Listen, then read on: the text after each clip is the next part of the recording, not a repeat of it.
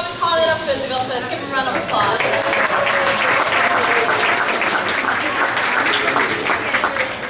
Alright, now here's what I need you to do. Have you in here, place forward to pick up those monopolies and find that plane becoming at 10 o'clock. También de los aviones que están arriba, mira.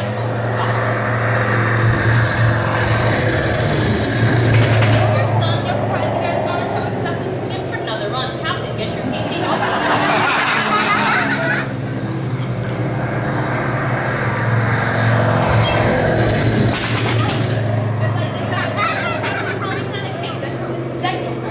Hey, over here, yeah. What's that coming to right side of the boat? What's that coming in towards you? Have you told your captain, guys?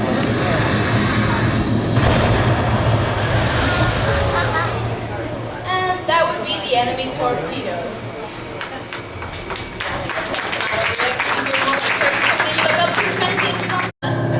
Hello, hello.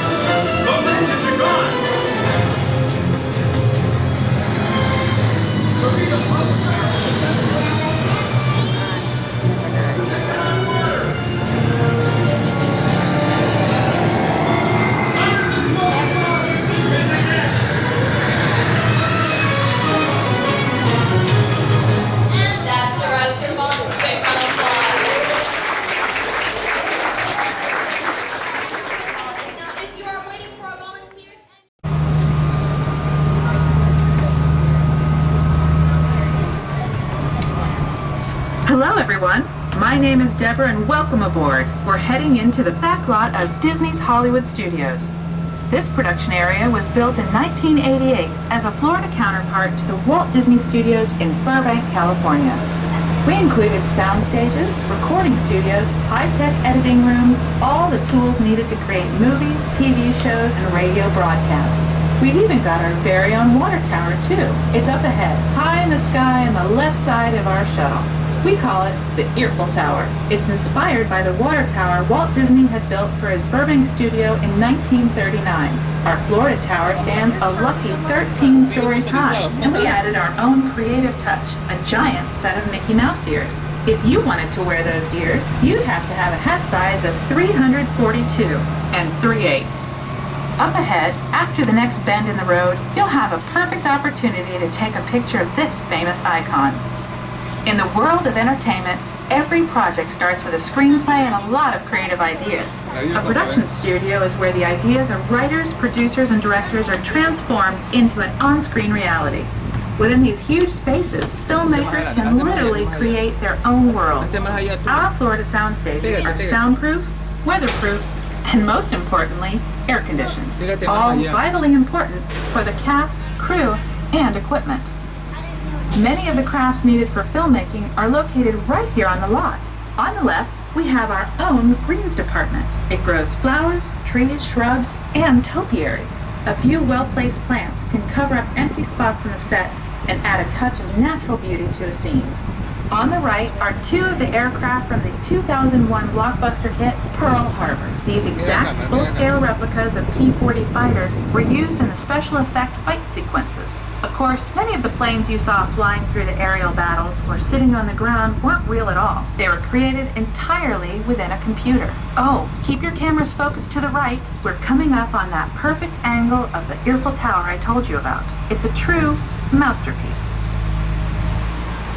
We're entering one of our most glamorous and colorful departments, creative costuming. Every star has to have just the right wardrobe, and it all begins here with a designer's sketch. Our team of designers, seamstresses, and tailors can turn 1.5 million yards of fabric into over 25,000 costumes every year.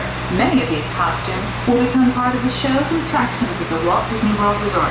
In fact, here in Florida, we have the largest working wardrobe department in the world. While Mickey Mouse alone has over 175 different outfits to choose from, while Minnie Mouse keeps more than 200 unique costumes in her wardrobe. On the left are costumes worn by the stars of recent studio productions. You'll probably recognize some of these costumes from the big screen. Every story needs a setting, and our design staff can create just about any place a script calls for, from an urban city street to a remote desert canyon. On the left is our scenic shop, where large-scale sets and props are built.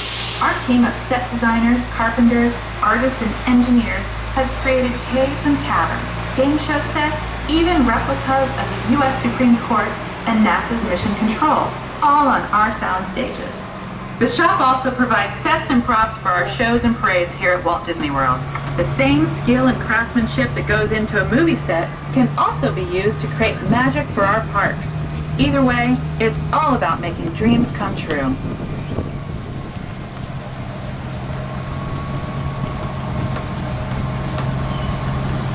We are entering a zone we call the Boneyard. It's an outdoor storage area for oversized props and vehicles. Cars, trucks, boats, planes. We often save these props in case we need them for future productions. In this backlot collection, you'll typically find real working vehicles, non-working mock-ups, and even large-scale miniatures used in special effects shots. For example, that jet plane is from the 2005 action thriller Flight Plan. Large-scale models such as this one create a more convincing illusion on camera. To add to the illusion, the team even placed small cutouts of passengers in the windows.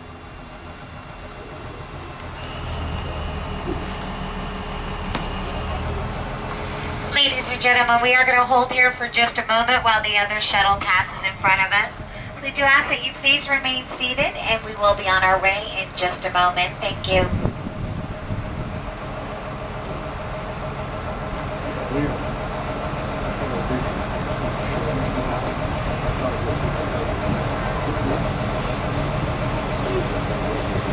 wonder what that is.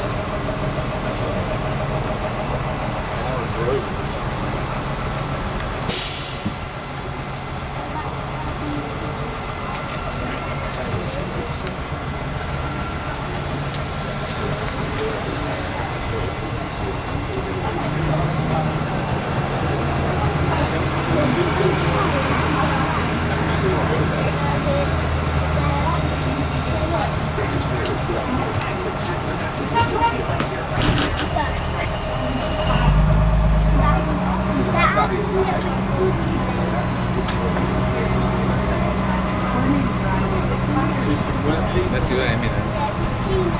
Son con las bolitas. We are now passing by the sets of our Lights, Motors, Action Extreme stunt show. On the left, you may catch a glimpse of the Mediterranean fishing village that sets the stage for this thrilling attraction. We'll get a closer look at it soon, but for now, we're approaching one of the largest standing sets on our backlot. It's over on the right. It may not look like much from this angle, but it's pretty spectacular on the other side. El avión de Disney.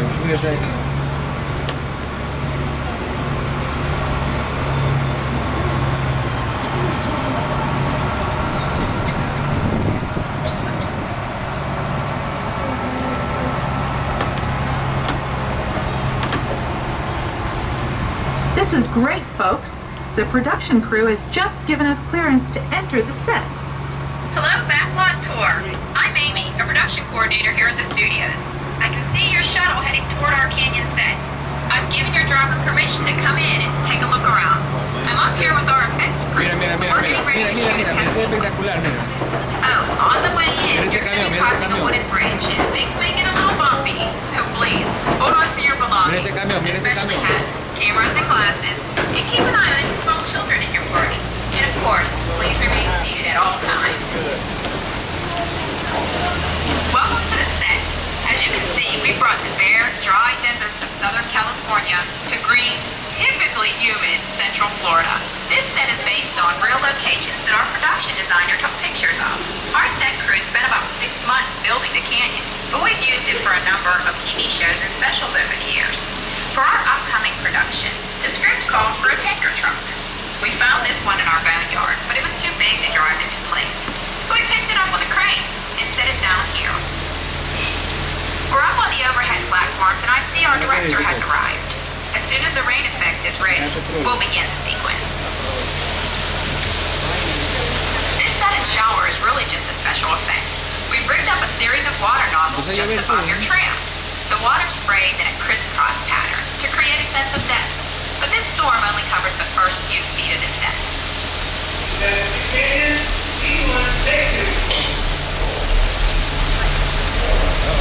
Okay, it's showtime. Everybody stay seated. Hang on to your belongings and watch your children. Temblor. Kevin, ponte bajo la mesa.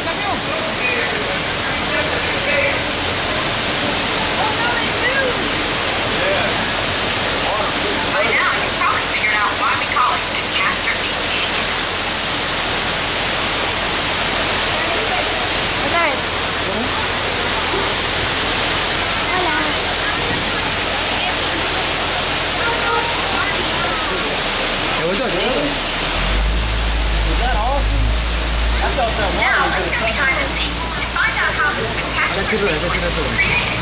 The canyon itself is a facade, a steel structure covered with wire mesh and layers of concrete, sculpted and painted to look like natural rock formations.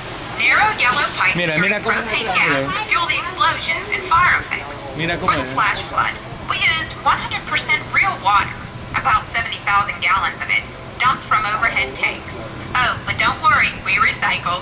All of that water will be pumped right back up to the top for the next take. We shoot some of the water through air cannons for an extra dynamic effect. Those air cannons are powerful enough to shoot a basketball over the top of a skyscraper the size of the Empire State Building. To top it off, our shuttle was sitting on hydraulic shaker tables. They provided the shaking, rattling, and rolling sensations for the scene. The entire sequence can be reset in 3.5 minutes. That's just enough time to bring in the next shuttle. Well, I've got to get ready for our next take. Thank you all for being part of the action. Hey, I'm needed back on the set, so enjoy the rest of your tour. Okay, well thanks Amy for giving us access to the set.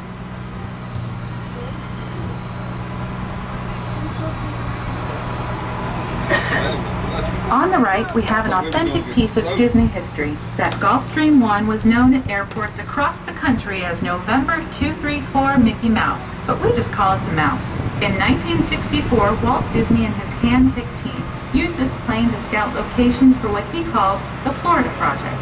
Soon, they secretly began purchasing thousands of acres of land, which became the Walt Disney World Resort in 1971. During the creation of the resort, and later Epcot, the Mouse shuttled studio executives and Imagineers between Burbank and Orlando, making it the most used executive aircraft in the country. Appropriately, the Mouse retired here in 1992. As Walt used to say, it was all started by a mouse. In this case, the 234 Mickey Mouse. On our right, we once again sweep past the magnificent Mediterranean village of our Lights Motors Action Extreme Stunt Show. This high-octane attraction is based on the hit show from the Walt Disney Studios Park in France. In this action-packed production, you'll feel like you're right there on the set during the filming of a spy thriller, complete with custom-built cars, motorcycles, even jet skis. You'll experience the split-second timing, coordinated driving, and fiery special effects that make action movies a real blast. This staging area to our right is known as Acceleration Alley. Here, the custom-built stunt show vehicles rev their engines up to 70 miles per hour before making their high-speed entrances onto the stage for our Lights, Motors, Action Extreme Stunt Show. Of course, these are professional stunt drivers. We hope you'll enjoy their daring driving skills, but please, don't try them yourself.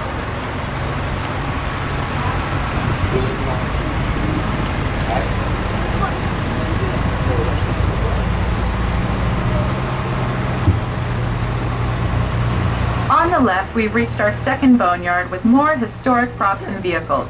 When we reuse older props in a new production, they're often refitted with custom parts and given a whole new color scheme. You might not even recognize them the next time you see them on screen. For instance, coming up is our friend Herbie the Lovebug. He went through a special demolition derby makeover. Those dents and dings were added on purpose, but he can be polished up as good as new for his next starring role. Ese carro tiene... On our right, we now have a very different view of the fishing village set.